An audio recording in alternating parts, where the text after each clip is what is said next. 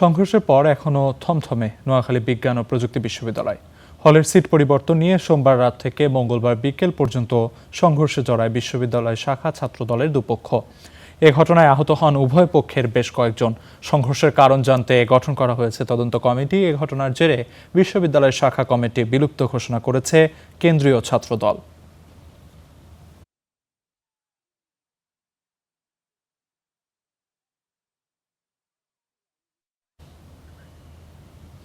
এ নিয়ে আরও জানাতে নোয়াখালী থেকে যুক্ত হচ্ছেন সহকর্মী গোলাম কিবরিয়া রাহাত। চলে যাচ্ছি তার কাছে।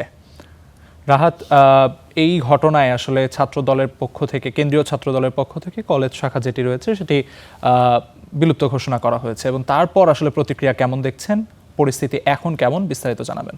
জি, আপনি যেমনটি বলছিলেন, এই ঘটনার পরে নোয়াখালী বিজ্ঞান ও প্রযুক্তি বিশ্ববিদ্যালয়ের যে বিশ্ববিদ্যালয়ের ছাত্র দলের কমিটি রয়েছে, সেই কমিটি কিন্তু বাতিল করেছে কেন্দ্রীয় যে ছাত্র সংগঠন রয়েছে, জাতীয়বাদী ছাত্র সংগঠন ছাত্রদল। এরপরে কিন্তু এখানে একটা থমথমে পরিবেশ বিরাজ করছে।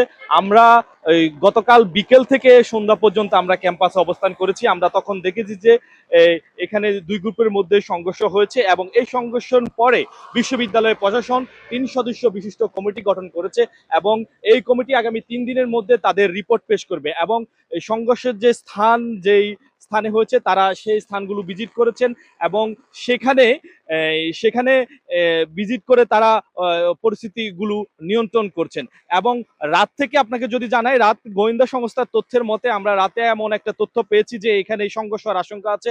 তারপরে কিন্তু এখানে বিশ্ববিদ্যালয় প্রশাসন এবং আইন শৃঙ্খলা বাহিনী কিন্তু এখানে অতিরিক্ত আইন শৃঙ্খলা বাহিনী নিয়োগ করা হয়েছে। এরপরে কিন্তু পরিবেশটা মোটামুটি শান্ত রয়েছে। আমি যদি আপনাকে সকাল থেকে জানাই, সকাল থেকে কিন্তু এখনো পর্যন্ত মোটামুটি পরিস্থিতি শান্ত রয়েছে। এখনো পর্যন্ত আসলে আমরা কোনো ছাত্রদল নেতাকর্মীদের কোনো সংগঠনের প্রতিক্রিয়া বা কিছুই আমরা দেখতে পারিনি।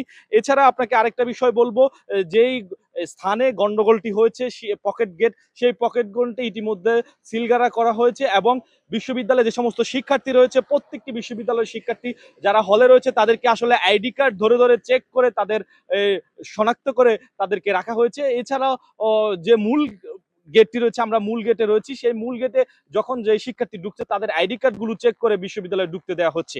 এই ছিল নোয়াখালী বিজ্ঞান ও প্রযুক্তি বিশ্ববিদ্যালয় থেকে আমার কাছে এই পর্যন্ত সর্বশেষ অবস্থা। রাহাত, আপনাকে অসংখ্য ধন্যবাদ। নোয়াখালী বিজ্ঞান ও প্রযুক্তি বিশ্ববিদ্যালয়ের সবশেষ অবস্থা জানাচ্ছিলেন সহকর্মী।